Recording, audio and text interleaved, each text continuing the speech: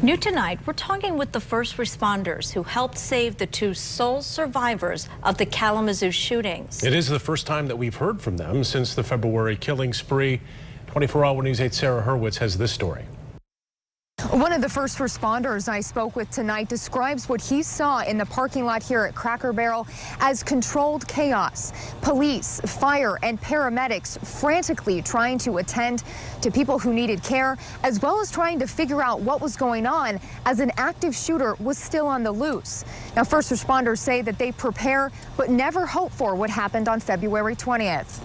There's yelling, screaming everywhere about, where everyone's at, where the kids at and stuff like that. Sitting across from Pride Care EMT Eric Root, he calmly talks about the night he responded to a call of a shooting at an apartment complex in Richland. But we heard the Cracker Barrel one go out with, shooting, multiple victims, possible dead, 5581 South 9th Street at the Cracker Barrel. We're kind of thinking, I wonder if that's tied to this one that we had earlier.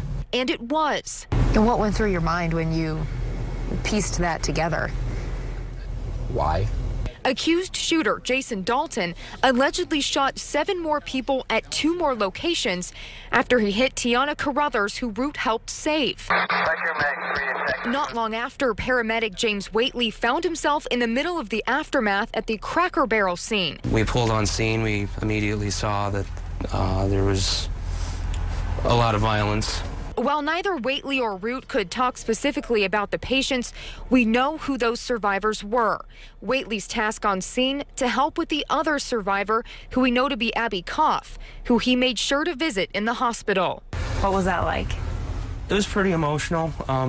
We were initially told that, she had died. 2 young men facing the realities of mass violence early in their careers. I don't think my partner and I stopped talking about that call the whole night. It was just, especially once we heard the aftermath of, how many were hurt and, killed. And one of the key concerns for first responders while they were attending to patients was their safety as well, and whether they would be targets of that violence. I did speak with the deputy fire chief for Texas Township, and he says that unfortunately this is becoming a common fear among emergency responders. Reporting in Texas Township, Sarah Hurwitz, 24-hour News 8.